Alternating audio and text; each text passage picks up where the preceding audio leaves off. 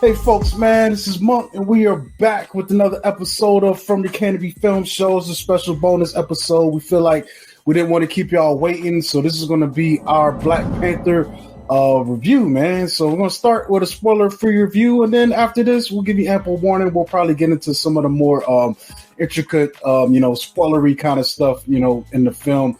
But this is great, man. We've been waiting a couple years for this thing, man, to come out. So we're going to be talking about Black Panther Wakanda Forever.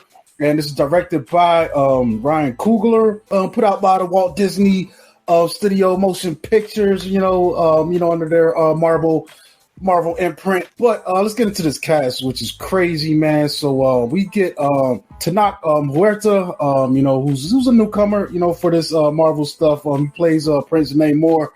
We get Letitia Wright as Shuri, Angela Bassett, Dominique Thorne, Mabel Cadena plays Namora, who appears to be Namor's right hand, sort of like Black Panther's Okoye, that kind of figure. Yeah. Kayla Cole, Denai Gora, Lupita Nyong'o, Winston Duke is back as well. Stick to the mains here. We got Florence Kasumba, Martin Freeman, Maria Mercedes Corroy. We also get Lake Bell. And I guess these are the mains. The rest, you've kind of seen some of these other characters, playing minor roles, the elders and such as Isaac the Bankole. But those are our main characters. And the plot goes as this: Queen Ramonda, Shuri, M'Baku, Okoye, and the Dora Milaje fight to protect their nation from intervening world powers in the wake of King T'Challa's death. As the Wakandans strive to embrace their next chapter, the heroes must band together with Nakia and Everett Ross to forge a new path for their beloved kingdom. Yeah, man, this thing they've done it again, man. Like, I could probably say with confidence, this is probably the best Phase 4 film so far, and they did a great job of just working with a tragic situation, which was Chadwick Boseman's death, but also, being able to come back and tell a compelling story. Because from what I understand, the film was already written, and the script was done prior to Chadwick Boseman's death. So essentially, they had to rewrite most of this film. And I think they did a really good job, man. The performances are great. I think they did a pretty good job of handling Boseman's death in this film, even though it plays out a little different than probably I would have wanted. But it didn't take me out of the film. It works. It's fine. I did like our villain here. A lot of people complain about these Marvel films having villain problems, and I haven't seen that, especially in this phase. For the most part, the villains they introduced in each of these films have been impactful. I probably would have wanted to see a little bit more of Christian Bale in the Thor film, but me too. He's still a great villain. But Namor is such a badass in this. He lives up to everything I would have wanted for this character. The action is done well. There is some really deep emotional acting scenes, like in this film that surprised the hell out of me, man. You know what I'm saying? So what are you thinking? I pretty much hadn't gotten any sleep last night. I got in at 3 this morning and was up at about 6. Mm-hmm. Pretty much got 3 hours of sleep, but I went and saw it at a late show. Saw it in 3D. I loved every moment of this film. It hit, as Bob says, it hit at the heartstrings. It was a lot of emotional stuff that was happening in this film. The first 10 minutes of this film kind of, it might be, to me, it might be almost an opening that was almost, it might be a better opening than the original Guardians of the Galaxy, with Peter Quill and his mom. It was just that, it was a lot of emotion happening in the beginning of this film. And from there, it just went through and kicked ass. Yeah. And I think there's a lot of emotion throughout just this entire film, man, and that could be a fair criticism. I mean, there are definitely some heavy stakes moments we've seen over the years throughout these films, but for some reason, including the original Black Panther, I think Coogler's touch just gives these films a different kind of impact, man. Than we've got from some of the other stuff, and that's something we've seen from him as early as Fruitvale Station and the Cree. He has a good job of capturing the human parts, man. Because like there's a crazy scene in here between Queen Ramonda and Okoye, and I did not see this coming. And dude, this is probably one of the best scenes I've seen this year, man. In a way, this moment hit me harder, honestly, than the way when Chadwick Boseman's death got like for some reason for me. I've had 2 years to deal with Chadwick Boseman's death, and it is messed up to see it in this movie. But for me, I'm kind of like, all right, I've shed my tears over this thing, a while ago. But so for me, seeing that, it was like, damn, this is rough starting this thing like that. But then later on, when you see the hurt on Okoye's face, and you see the Queen's like hurt, and she like that, man.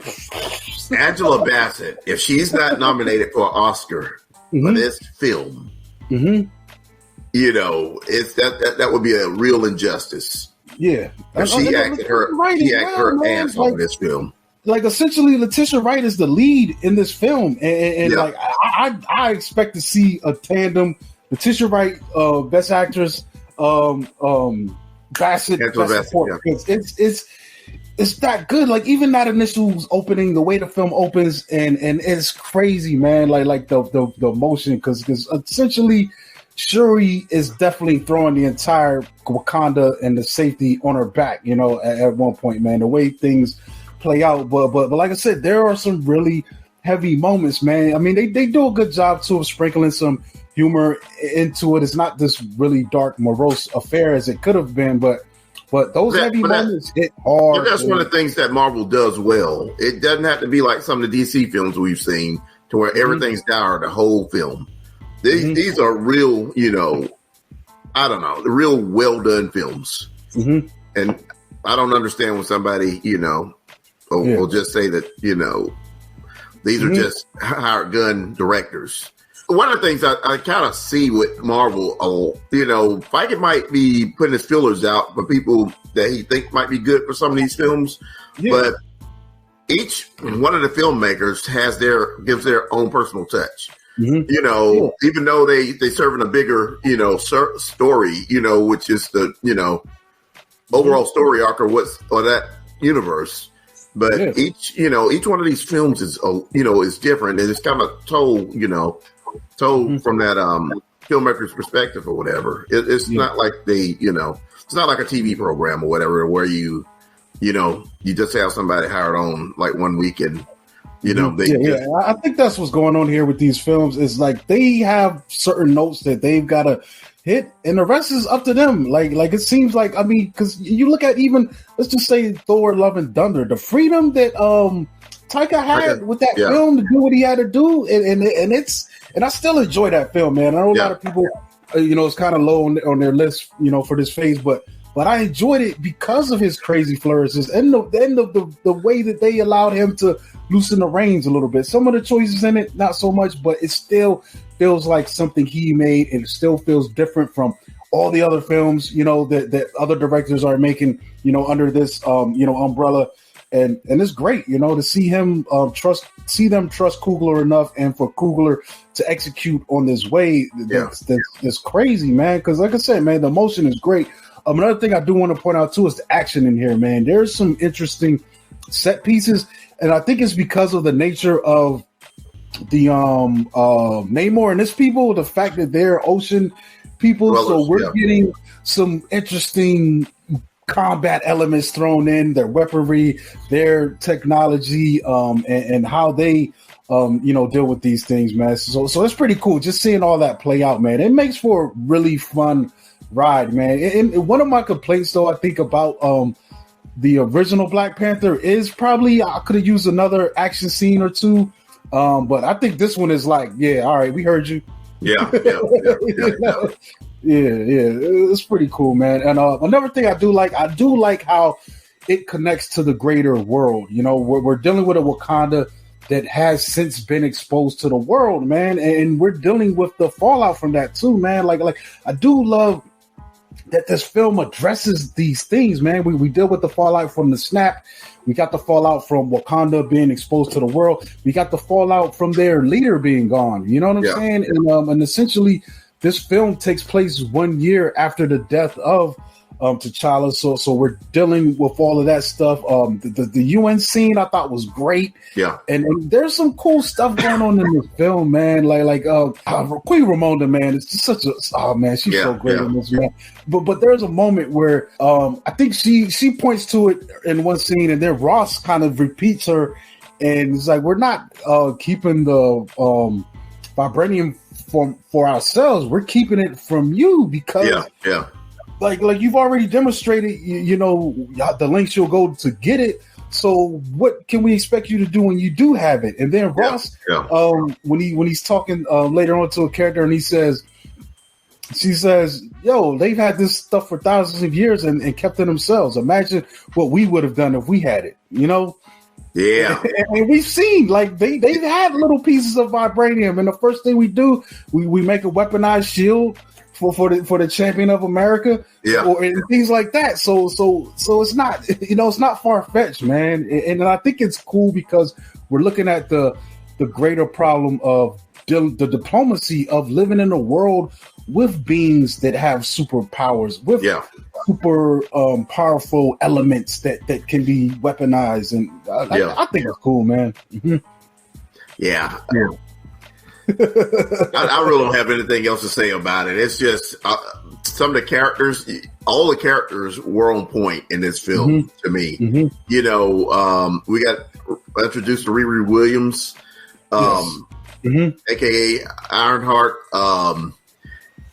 I'm glad. One of the things about her, without spoiling anything, I'm glad to where she was able to make a bit of an Iron Man suit without Iron Man's resources. That just shows how gifted of a character she is. You know what I'm saying? You know what's also interesting? We really don't. She's in this movie, but we still don't know a lot about her. So I'm really looking forward to that. It was a good introduction without. It was a good introduction without overshadowing the overall story. You know, for this film, and I like.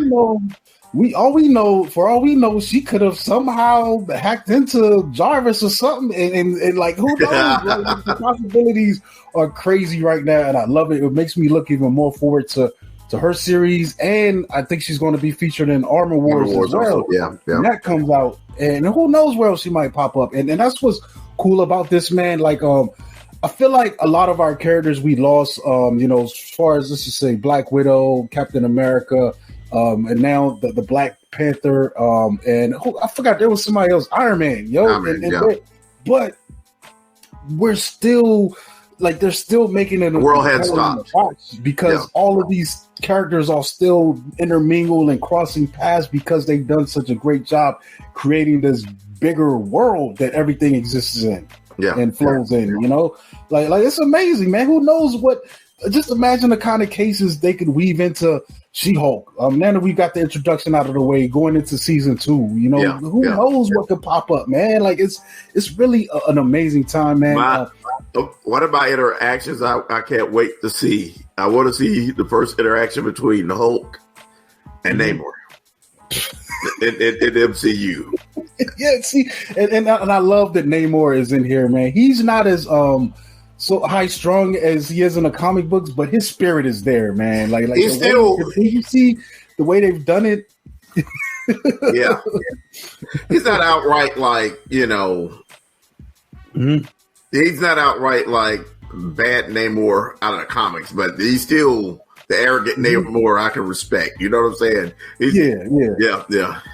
Yeah, and the same Namor that would totally destroy the surface if he had the chance, man. It's still there, dude. And that guy, Tenoch Huerta, did such a great job playing him, man. Like it just felt real. And I even like how like they're not Atlanteans, you know, so, as they would have you believe in the comic books. It's just another indigenous culture that you know that comes out of the ocean, and they are more like the region where they come from too, man. You got that Central American, Yucatan, Mayan influence, and I like that how that translates to their clothing, their language, and all that stuff, man. So there's some really cool stuff in here, man. I definitely love this film, dude. Yeah, it's I'm gonna go and see it Monday in 4D. So I can't wait. Last night I saw it in 3D, and I was amazed by the 3D in it.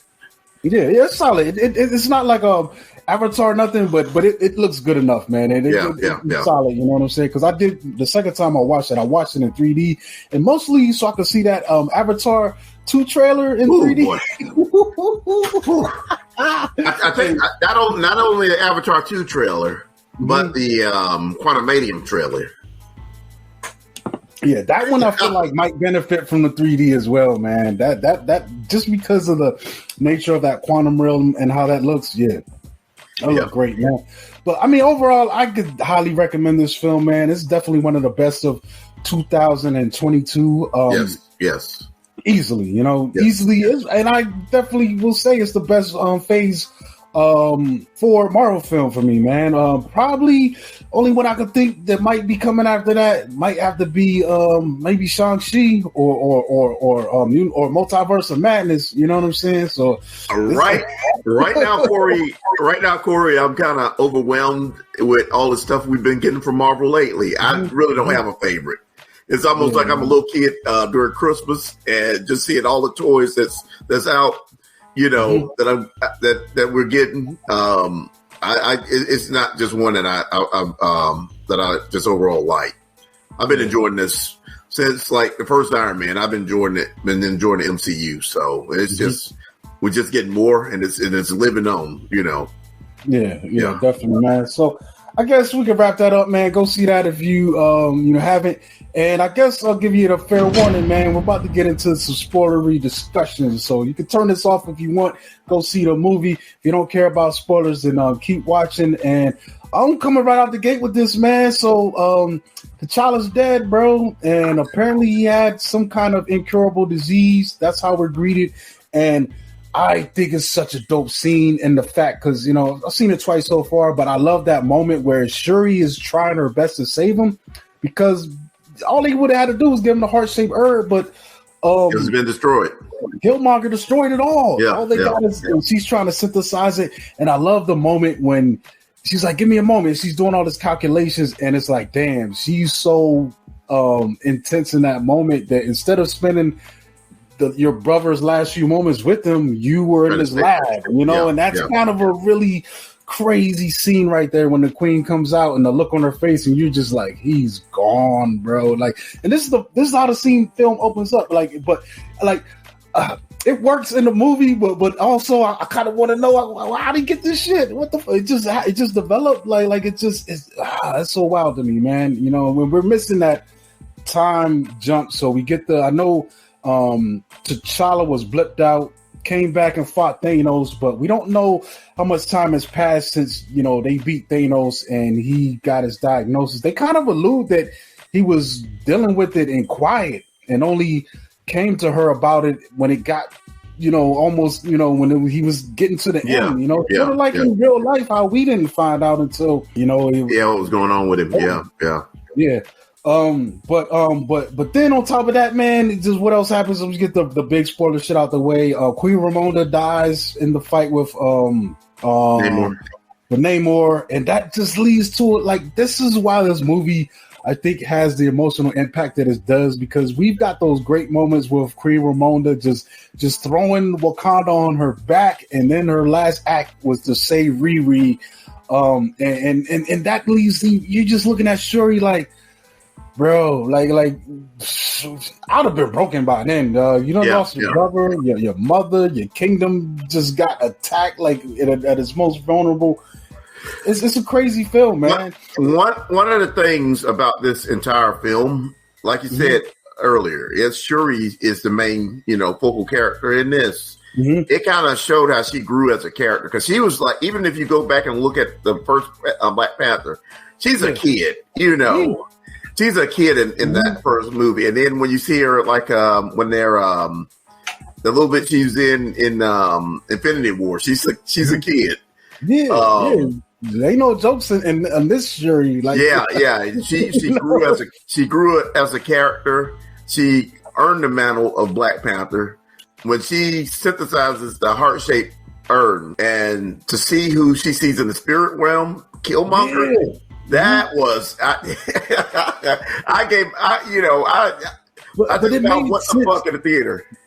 Yeah, everybody did, dude. That was great because yesterday when I saw it, there was way more people in there, but it made perfect sense, man. Because the movie, even when it starts, it's letting us know she hasn't reconciled with T'Challa being gone, and she's holding up a lot of rage and frustration over that, man. You know, it's kind of one of them things, man. Like it happens, dude. I remember I had a friend that passed away when he was 19, and he died in a car accident. You know, and like, you know, by itself. He didn't want like a car hit him or nothing. He's driving home late at night, and there was a frustration with that because you have no one to be mad at, dude. It's just like this messed up thing that happened, and you just got to deal with it, man. And I love that for that character, man. It creates a really good character arc, and she acts her ass off with it because even after she leaves Killmonger is even in that ancestral plane, he's still essentially Killmonger. He's only in the plane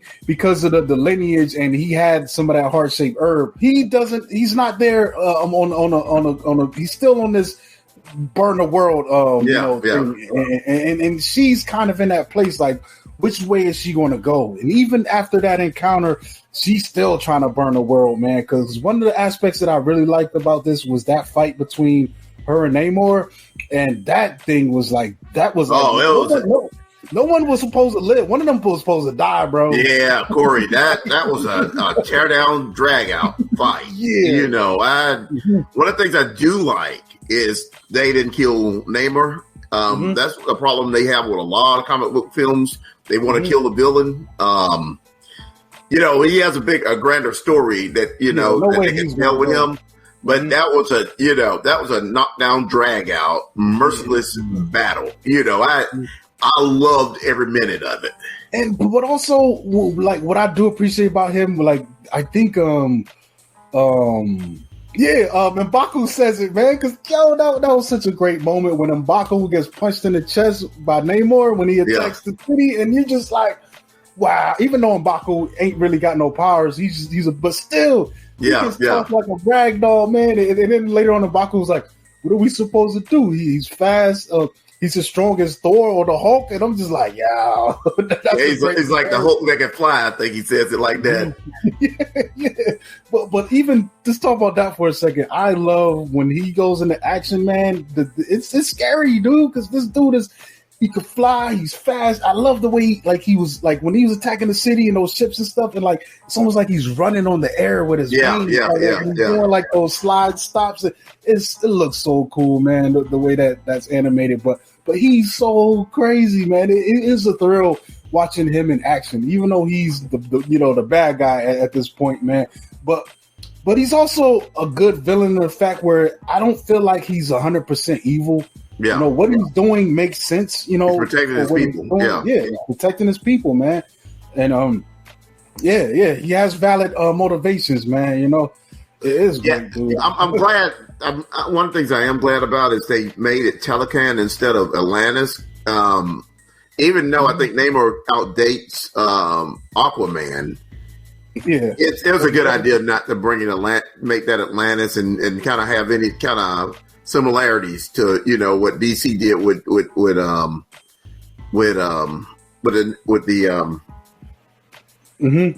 Aquaman film.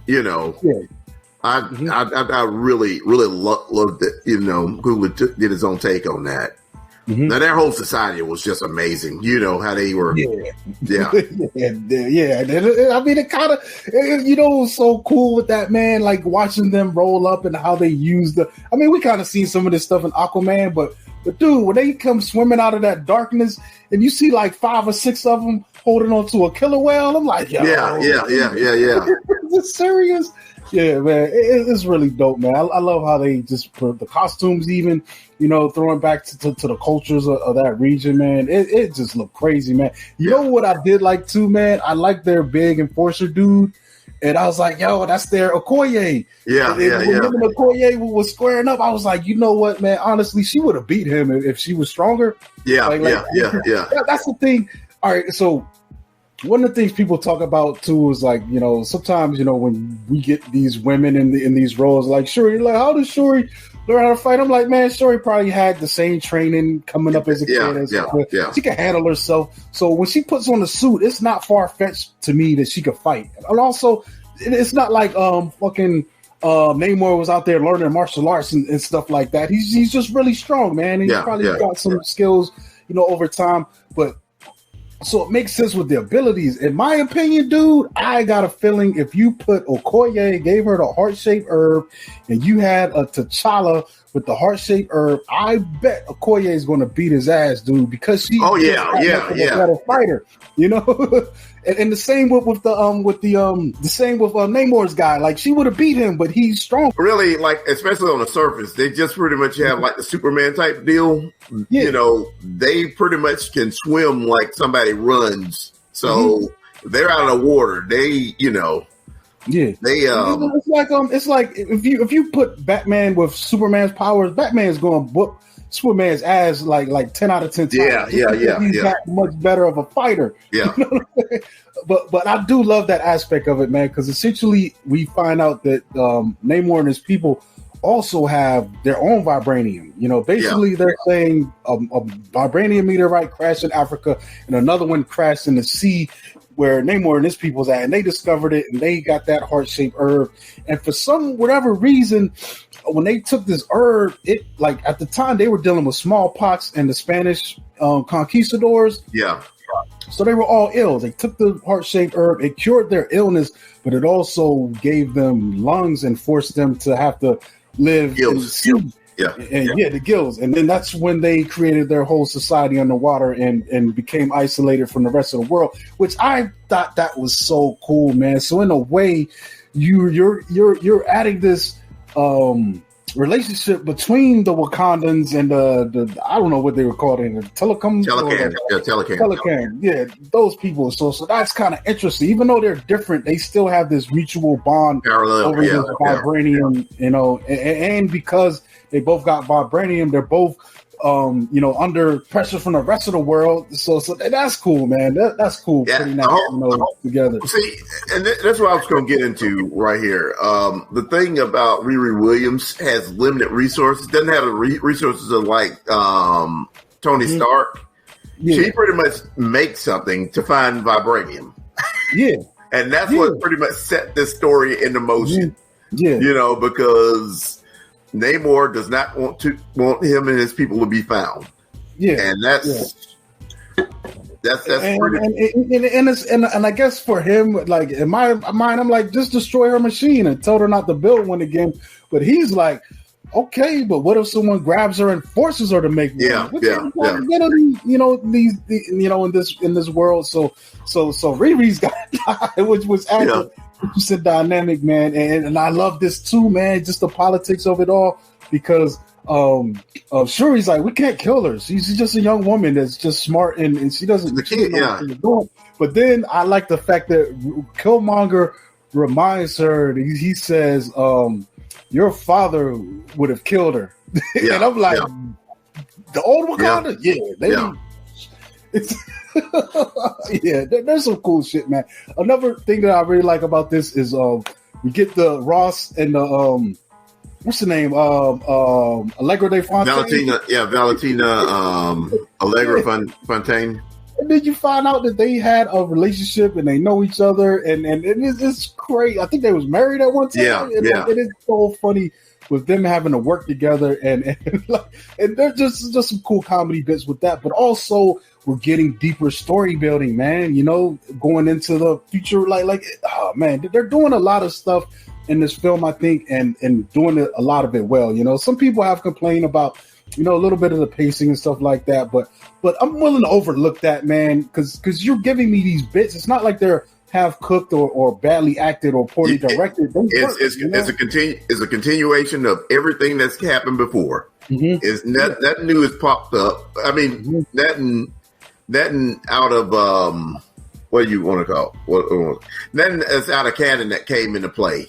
Yeah, everything has something to do with things that happened in the past or previous films. So and TV series, with Marvel. Yeah, man, it's great, man. It plays out really well. And let me see what else. Anything else that stood out? Cory, when you told me yesterday, a day or two ago, one of my predictions was true. I'm saying to myself, what in the fuck did I predict? Because I talk so much, and I'm saying I say so much stuff, but at the end of the film, before the post credit scene or the mid credit scene, we find out that T'Challa had a kid with is it Naturi or I forgot her name. Nai something. Yeah. Hold on, let me find it real quick. Nakia. Nawago's character. Yeah, Nakia. Yeah, they had a kid that pretty much is what I was predicting was going to be around the age of Morgan Stark. So she was probably pregnant with him. Her son, their son, like before the blip, and the kid wasn't affected by the blip, and they lived through the blip. So he's about a 5 or 6 year old kid, right now. So yeah, and dude, because that is the post credit scene. There's only one in this film. Yeah. So if you see that, you can leave. But yeah, and it's funny when I watched it the second time, that kid was the one who introduced Queen Ramonda when she went to visit Nakia in Haiti. When she shows up at the school, really, he's there. He's right beside her, and he's like, yeah, there she is. And then he runs off, which was crazy because I don't know if that's when it happened. Because remember, also in that scene, Nakia also tells Shuri that the queen knew about the kid. So I don't know if she met the kid that day because the kid, they run off like he's just a regular kid to her. She doesn't even acknowledge it. So maybe later on in that, we didn't see it on camera, but she introduces him because it's crazy because that kid looks just like what I know. Look like. I appreciate that because sometimes little kid casting in movies is just like we got a little kid.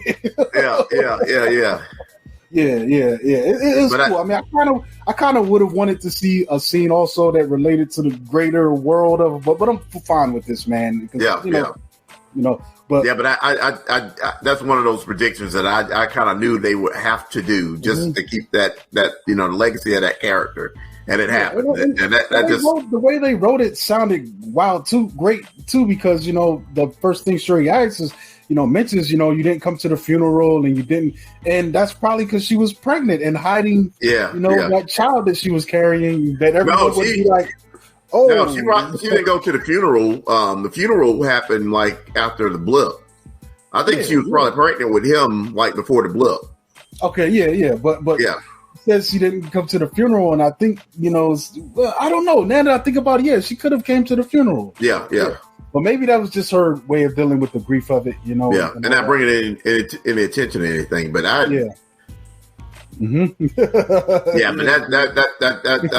that made me real happy. And now we, like I was saying, he can kind of slowly get trained or learn more about his culture as the movies go, and take the mantle at some point. Yeah. But overall, I love this film. It's also great. What'd you think of Riri, man? Like I thought her character was pretty cool, man. In this movie, and her interaction with Okoye was like the funniest thing to me. Dude, there was, I don't know why, but that sequence, that whole Cambridge sequence was so hilarious, man. Yeah. Like it was so funny, man. When.